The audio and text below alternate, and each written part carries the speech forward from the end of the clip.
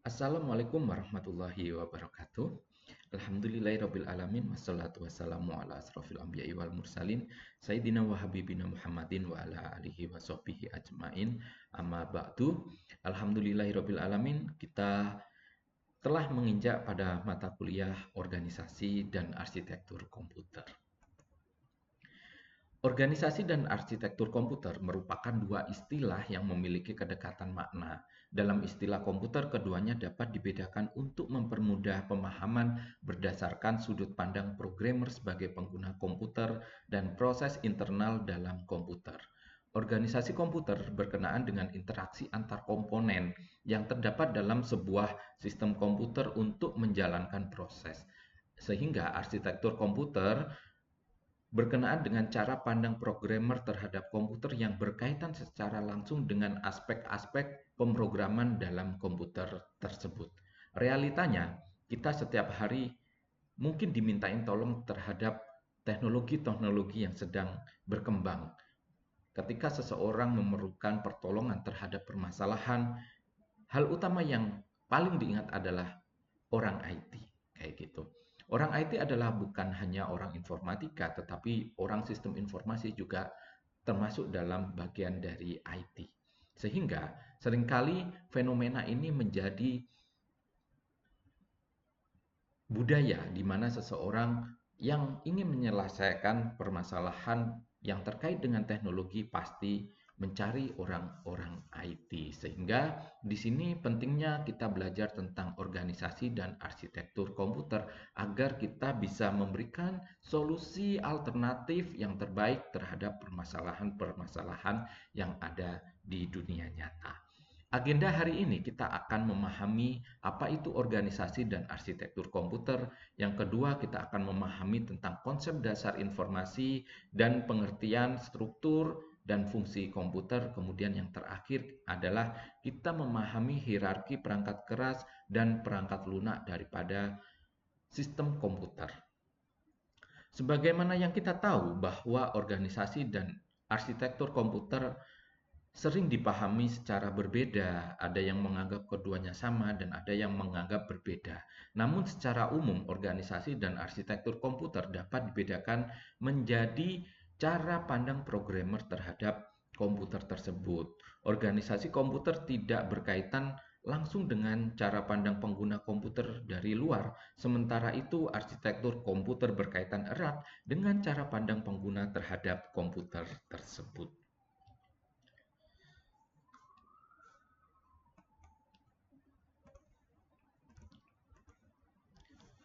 Selanjutnya kita akan beranjak pada konsep organisasi dan arsitektur komputer. Karena arsitektur komputer merujuk pada atribut sistem yang visible untuk programmer atau dengan kata lain atribut-atribut yang memiliki dampak secara langsung pada eksekusi logis suatu program, maka organisasi komputer merujuk pada unit-unit operasional beserta interkoneksi antar komponen penyusun komputer yang menyatakan spesifikasi dari arsitektur tertentu. Atribut organisasi meliputi tentang hardware yang transparan terhadap programmer seperti sinyal kontrol, kemudian interface, serta teknologi memori yang digunakan. Komputer merupakan sebuah sistem yang kompleks dan terdiri atas jutaan komponen dasar elektronik. Oleh karena itu, untuk memudahkan dalam pendeskripsian, perlu dikenali sifat hierarki dari sistem tersebut. Sebuah sistem hierarki adalah seperangkat subsistem yang saling terkait, yang masing-masing akan berakhir pada gilirannya. Hierarki dalam struktur akan mencapai beberapa tingkat terendah dari subsistem dasar. Perilaku pada sistem level hierarki hanya bergantung pada sistem di tingkat yang lebih rendah berikutnya dan telah disederhanakan. Pada setiap tingkatan tersebut, desainer menghubungkan antara struktur dan fungsi sebuah komputer, sehingga struktur adalah cara di mana komponen saling terhubung satu sama lain dan fungsi merupakan operasi dari masing-masing komponen sebagai bagian daripada struktur itu sendiri. Next, kita beranjak dalam fungsi. Dalam mendeskripsikan sebuah fungsi, komputer ada dua pendekatan, yaitu level paling rendah dan ke level yang paling tertinggi atau sebaliknya. Dari gambaran paling umum kemudian mengerucut ke bagian dari subsistem. Pada materi ini kita akan berkutit pada gambaran fungsional daripada sebuah komputer yang dimana dia akan dimulai dari pengolahan data, kemudian penyimpanan data, pergerakan data, kemudian yang terakhir ada kontrol. Keempatnya itu adalah membentuk suatu kesatuan di mana yang dinamakan dengan pemrosesan. Tentunya dalam pemrosesan itu terdapat format yang beragam dan cakupan pemrosesan yang sangat-sangat luas. Lokasi data yang diproses oleh unit pemrosesan tidak selalu sama. Oleh karena itu, salah satu fungsi dasar dari komputer adalah kemampuannya untuk memindahkan data dari satu tempat ke tempat yang lain yang dibutuhkan sebagai perpindahan karakter dari karakter. Misalnya, seseorang mengetik dari keyboard, kemudian dia akan berubah menjadi karakter. Perpindahan itulah dia melewati mekanisme kontrol yang ada dalam fungsi di organisasi dan arsitektur komputer ini. Meskipun pemrosesan data dilakukan dengan sangat cepat, namun kenyataannya butuh satu tempat penyimpanan sementara selama proses berlangsung. Data komputer yang dibutuhkan dan data hasil pemrosesan disimpan dalam storage atau media penyimpanan untuk selanjutnya dilakukan pemrosesan ulang dari storage ke perangkat interface atau input output atau sebaliknya. Sebagai contoh adalah perpindahan data pada saat mendownload atau mengupload dari atau ke internet. Ketiga operasi komputer tersebut yakni pemrosesan, penyimpanan, dan perpindahan data membutuhkan kendali yang dapat mengatur kinerja sistem sehingga bisa harmonis. Disinilah operasi kontrol itu bekerja. Jadi ketika kita memproses suatu data, itu ibaratnya kita menyusun sebuah piramida di mana di situ ada banyak data yang terkumpul menjadi satu kesatuan. Kemudian prosesnya gimana? Ya dikirim bagian per bagian. Karena pengiriman bagian per bagian itu dilakukan sehingga dia piramida itu akan dibagi, dicacah ya. Itu otomatis kita harus mempunyai memori atau daya ingat di mana susunan piramida itu yang sebenarnya, sehingga harus ada yang namanya memori sementara. Buat apa? Agar ketika si bangunan ini dipindahkan misalnya, itu dia bisa dibangun ulang, tidak salah. Misalnya stupa, harusnya kepalanya di atas, kok kepalanya di bawah, kan nggak akan mungkin. Pasti ada blueprintnya untuk sebelum dia dibangun ulang di tempat tujuan. Ini merupakan gambaran fungsional daripada sebuah komputer di mana ada data storage facility, kemudian ada data processing, kemudian mereka akan dihandle oleh mekanisme kontrol, kemudian ada perpindahan data, dan dia akan dihandle oleh lingkungan operasi. Nah, disinilah kita belajar tentang organisasi dan arsitektur komputer itu sendiri. Nah, fungsi komputer, fungsi operasi komputer. Ada banyak sekali fungsi operasi komputer. Yang pertama kontrol. Untuk apa? Untuk menghandle keseluruhannya. Kemudian yang kedua adalah yang B ini, penyimpanan data. Untuk bagaimana data itu disimpan. Kemudian yang ketiga adalah pemrosesan atau C, pemrosesan dari dan menuju ke media penyimpanan. Dia ada di alur storage, control, dan processing. Kemudian yang terakhir adalah pemrosesan dari storage ke perangkat input dan output. Dia ada di storage, kemudian di processing, kemudian ada di perpindahan itu sendiri. Next, kita beranjak ke struktur. Dalam pemanfaatannya di kehidupan sehari-hari, komputer digunakan secara bersama-sama dengan berbagai perangkat di lingkungan eksternal. Kita tahu bahwa dalam keseharian komputer kita tidak hanya kita gunakan sebagai komputer, tapi kita juga berkoneksi dengan WiFi untuk mengakses internet, modem ataupun handphone yang dilakukan secara tethering. Kemudian kita juga mungkin menambah mouse wireless, kemudian menambah printer dan yang lain sebagainya. Secara general, perangkat lingkungan terbagi menjadi dua bagian, yaitu perangkat peripheral dan jalur komunikasi. Jadi, perangkat peripheral adalah perangkat yang tadi yang menghubungkan antara satu dengan yang lain, dan jalur komunikasinya itu menggunakan apa? Misalnya menggunakan kabel, karena dia tidak ada fasilitas Bluetooth atau WiFi pada printer itu, maka harus colok kabel, kemudian harus menggunakan wireless, Bluetooth untuk mouse atau wireless ya, perangkat sendiri dan yang lain sebagainya. Sehingga kita bisa melihat bahwa di situ komputer yang terdiri dari penyimpanan dan pemrosesan itu akan terhubung dengan perangkat yang lain. Kemudian juga terhubung dengan jalur komunikasinya.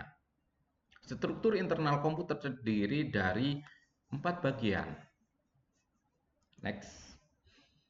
Yaitu unit pemrosesan terpusat atau Central Processing Unit atau CPU, kemudian ada memori utama, input output, dan sistem interkoneksi. Jadi sejatinya komputer itu ada 4 unit pemrosesan. Yang pertama dia menggunakan CPU, Central Processing Unit, kemudian ada memori utama.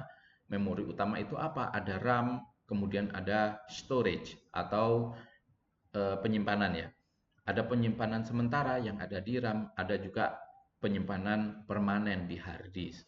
Kemudian ada input dan output. Inputnya apa? Misalnya mouse, kemudian kamera, kemudian keyboard dan yang lain sebagainya. Kemudian ada sistem interkoneksi, penjembatan atau bridge dari input output ke memori utama atau ke CPU. Itu adalah interkoneksi. CPU bertugas dalam mengontrol operasi komputer dan melakukan fungsi pemrosesan data sehingga biasa disebut prosesor. Jadi prosesor adalah CPU yang bertugas dalam mengontrol operasi komputer.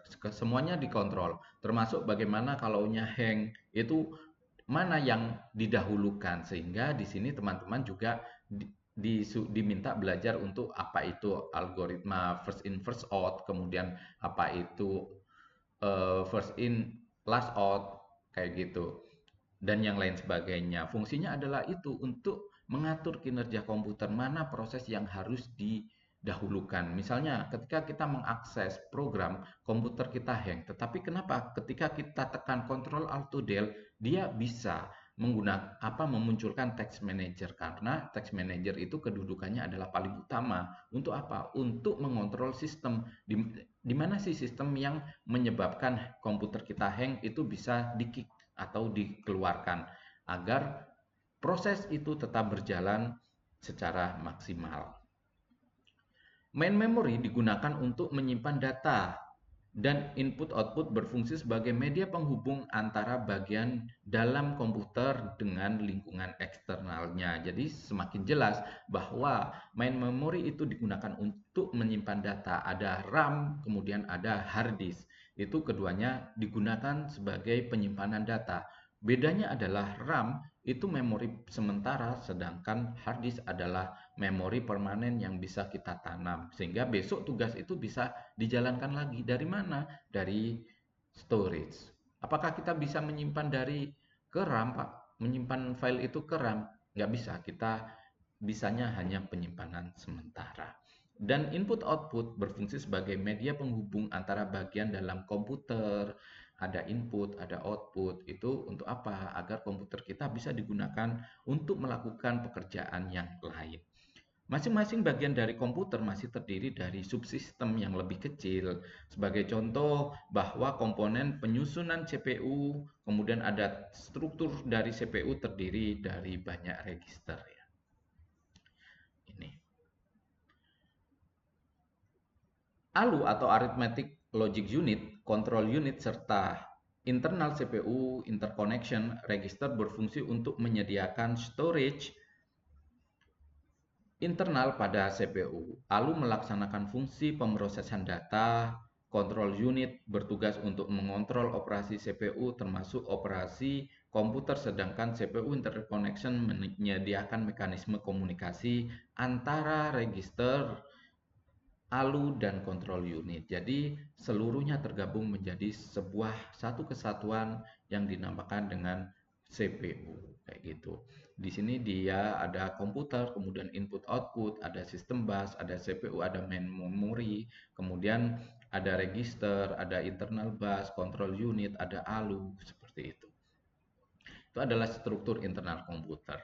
Sehingga setiap bagian subsistem dari CPU memiliki hierarki yang lebih rendah lagi. Misalnya control unit merupakan integrasi dari sequence logic, control unit register, dan decoder serta control memory. Jadi ini adalah control unit. Control unit bisa di backdown lagi. Ini ada sequence logic, control unit, register, dan decoder, serta control memory. Jadi ketika kita melihat suatu komputer, ini komputer nih, ada input output, kemudian ada sistem bus, kemudian ada main memory, kemudian ada CPU. CPU-nya kita breakdown. Ada register, kemudian di dalam CPU itu ada register, internal bus, ada control unit, ada ALU. Kemudian di ALU itu ada apa lagi? Kayak gitu. Jadi kita bisa melihat itu dari struktur manusia. Misalnya manusia itu memiliki kepala, badan, tangan, dan kaki. Di kepala manusia itu memiliki apa? Ada rambut, ada mata, ada alis, ada hidung, ada mulut, ada kuping, ada telinga, kayak gitu kan. Nah, kemudian di dalam mata itu ada apa? Ada retina, ada mungkin bulu mata, yang di luarnya itu ada kelopak mata misalnya. Nah, itu bisa di breakdown dari ini. Breakdown dari situ itu adalah struktur hierarki daripada komputer itu sendiri. Kemudian kita mengenal tentang hierarki perangkat keras atau hardware. Komputer terdiri dari 3 bagian. Yang pertama adalah bagian otak, ada brainwave, kemudian ada perangkat keras yang namanya adalah hardware, dan perangkat lunak, ada yang namanya software. Seorang programmer atau pengguna merupakan otak di belakang kehebatan komputer, sementara komputer adalah sekumpulan perangkat keras yang di dalamnya terdapat perangkat lunak. Jadi, apakah komputer itu superior? Dikatakan superior? Ya enggak, kalau nggak ada otak di belakang komputer itu. Misalnya nih, orang nggak punya pengetahuan tentang komputer, dia dibelikan komputer tercanggih dari 100 tahun yang akan datang. Itu dia akan disimpan aja, berbeda dengan seseorang yang canggih misalnya, seseorang yang hebat. Kemudian dia menggunakan komputer ala kadarnya. Nah, komputer yang digunakan itu lebih bagus yang mana, menghasilkan tugas yang kompleks yang mana. Kayak gitu tentunya adalah peran manusia di balik semua itu. Jadi komputer tidak akan berguna jika penggunanya tidak paham untuk apa komputer itu. Sehingga ya percuma aja komputer itu bisa menjadi gaya. Mungkin wah dia kelihatan gaya, tetapi ternyata komputer mahal, komputer gaming cuma dibuat ngetik Word. Berbeda lagi dengan seseorang yang mempunyai skill dan bakat. Mungkin dia komputernya biasa, tetapi di dalamnya dia terdiri dari sekumpulan program yang sangat amat banyak. Sehingga di situ dia memiliki keahlian dan merupakan otak terhebat di belakang komputer itu sendiri. Programmer lah yang mengatur fungsi-fungsi komputer dengan menempatkan baris-baris instruksi dalam memori melalui sistem operasi. Jadi kalau sistem operasi itu adalah nyawa daripada komputer sendiri. Misalnya komputer itu tidak ada sistem operasinya. Bisakah diinstal Microsoft Word misalnya? Ya nggak bisa. Harus ada sistem operasi dulu, ada Windows-nya dulu, ada nyawanya dulu, baru dia bisa ditanam, bisa digunakan. Kayak gitu. Prosesor mengeksekusi setiap baris instruksi yang terdapat dalam memori instruksi. Jadi kalau prosesor itu ya seperti otak kita. Kita mau apa? Nanti kita mau makan. Setelah makan kita nanti mau melanjutkan pekerjaan X. Setelah melanjutkan pekerjaan X kita harus mengirim surat misalnya. Nah, itu akan dieksekusi oleh komputer. Dan di mana keinginan-keinginan itu disimpan dalam memori sementara yang disebut dengan RAM, kayak gitu. Sedangkan pengeksekusiannya itu prosesor, otak kita. Jadi ya kalaunya kadang kita pingin sesuatu, wah kayaknya ini panas, kita mau beli es, kayak gitu. Tetapi otak kita memproses, mau beli es nih. Tetapi dia dengan banyak pertimbangan. Oh ternyata duitnya kalau kita beli es, besok kita nggak bisa makan nih. Nggak jadi beli konsol nih. Nah itu akhirnya nggak jadi. Wah kita harus nabung nih, hemat. Agar bisa besok bisa beli konsol, kayak gitu. Nah, dipandang dari sisi perangkat keras, komputer terdiri dari terdiri dari beberapa bagian yang dapat dipandang secara hierarki, dari mulai bagian yang kasat mata sampai dengan bagian yang terkecil dalam chip. Komputer secara kasat mata terdiri dari 3 bagian, yaitu CPU, monitor, dan keyboard. Kemudian ketiganya ini mewakili fungsi pemrosesan. Sedangkan perangkat luaran, monitor, dan perangkat masukan dalam CPU terdapat beberapa komponen penting yaitu prosesor, perangkat masukan luaran, memori, dan sistem bus. Prosesor berfungsi untuk apa sih? Untuk mengeksekusi instruksi. Memori berfungsi untuk apa? Untuk menyimpan data dan instruksi. Dan perangkat masukan luaran berfungsi untuk apa? Untuk mengirimkan data ke lingkungan luar dan menerima data dari lingkungan luar. Misalnya scanner menerima data dari lingkungan luar. Tapi kalau printer mengirim data ke lingkungan luar. Sementara itu ada terdapat yaitu bus, yaitu sistem yang berfungsi untuk menghubungkan komponen-komponen yang terdapat dalam komputer sehingga dia bisa saling berinteraksi. Kemudian ada hierarki perangkat lunak atau software. Sistem perangkat lunak komputer dapat dilihat dari sudut pandang programmer dari beberapa lapisan. Sebelum ada perangkat lunak, programmer langsung berhubungan dengan mesin komputer. Jadi dulu komputer itu digunakan yang menggunakan baris-baris perintah sama ketika kita ngoding.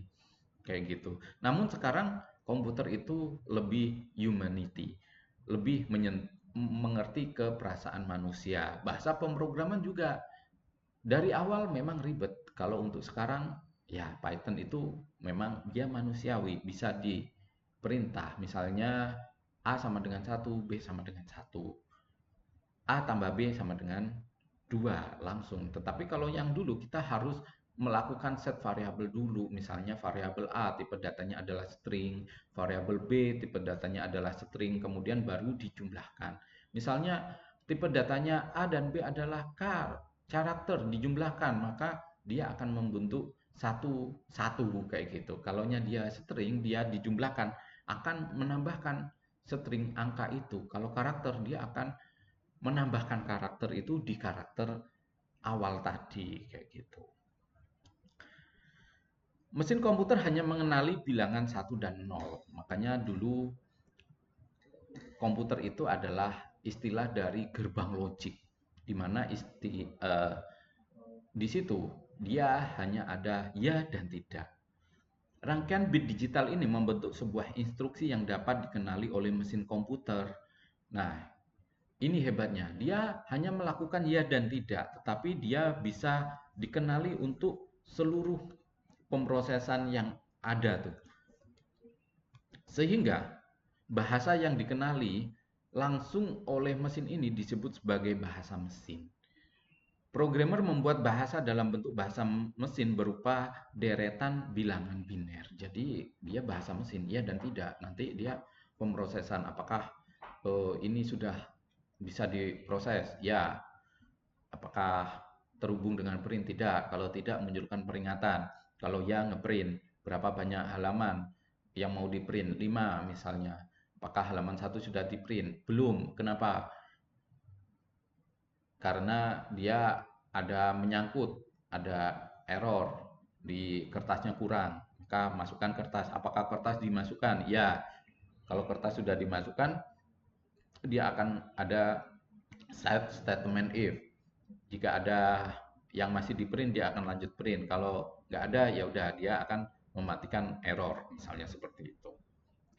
Programmer cukup direpotkan dengan pembuatan program dalam bahasa mesin berupa deretan bilangan biner, sehingga upaya untuk mempermudah pemrograman adalah dengan memetakan bahasa mesin ke dalam bahasa yang mudah dipahami oleh programmer ya, yang disebut dengan bahasa assembly. Jadi ya pertamanya memang susah nih dikontrol bahasa mesinnya, karena ibaratnya dulu komputer artinya adalah mesin penghitung kayak gitu. Kemudian dia akan berubah menjadi mesin pemroses kayak gitu. Yang awalnya penghitung, dia ditingkatkan, prosesornya, RAM-nya ditingkatkan, kemudian dia akan menggunakan menjadi mesin pemroses. Untuk menjadi mesin pemroses, dia memerlukan suatu nyawa, yaitu sistem operasi. Sistem operasi itu dibikin dengan bahasa apa tadi? Pertamanya dia adalah hanya serangkaian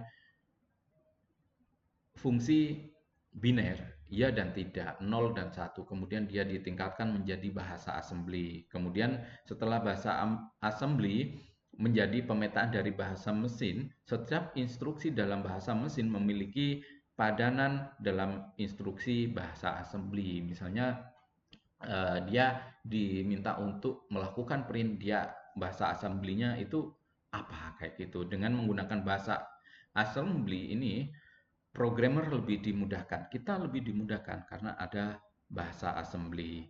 Perangkat lunak sistem atau sering disebut sistem operasi ditambahkan sebagai pembungkus perangkat keras. Fungsi sistem operasi adalah untuk memudahkan pengguna dalam mengakses mesin. Pengguna tidak lagi perlu untuk menggunakan bahasa mesin dalam mengakses mesin komputer. Jadi kita tidak usah mengcoding ulang, tetapi kita punya satu kesatuan sistem, yaitu sistem operasi. Jadi dia begitu dinyalakan, sistem operasi akan berjalan secara otomatis sehingga komputer itu bisa tampil Windows-nya. Sistem operasi adalah mesin maya yang membungkus kerumitan mesin komputer dan menyediakan fungsi-fungsi untuk akses mesin komputer dari bahasa pemrograman yang lebih atas. Jadi kalau kita sudah tahu tentang sistem operasi adalah pembungkus atau nyawa dari instruksi bahasa assembly yang dibikin oleh pemrogram atau programmer, sehingga dengan adanya sistem operasi ini perangkat-perangkat yang ada itu bisa dikomunikasikan dan digunakan menurut keperluan masing-masing. Nah, dengan adanya bahasa assembly ini yang dibungkus dalam sistem operasi itu memudahkan kita untuk mengakses komputer. Bayangkan ketika kita menjalankan komputer harus mengetik baris itu satu demi satu kayak gitu. Mungkin kita menyalakan sekarang, setelah itu ya nggak akan pernah kita matikan komputernya karena kita harus mengetik ulang di waktu yang lama kayak gitu ya. Jadi dari situ kita sudah mengenal apa itu organisasi dan arsitektur komputer. Mungkin itu aja pertemuan pertama yang kita bahas tentang apa itu organisasi dan komputer. Kita akan lanjut dalam pertemuan selanjutnya. Semoga pertemuan ini memberikan pemahaman kita tentang apa itu organisasi dan arsitektur komputer, dan kita bisa memberikan edukasi-edukasi kepada orang yang lain serta bermanfaat untuk orang lain dengan menggunakan ilmu arsitektur dan organisasi komputer kita ini. Mungkin itu aja yang bisa saya sampaikan. Wabillahi taufiq wal hidayah. Wassalamualaikum warahmatullahi wabarakatuh.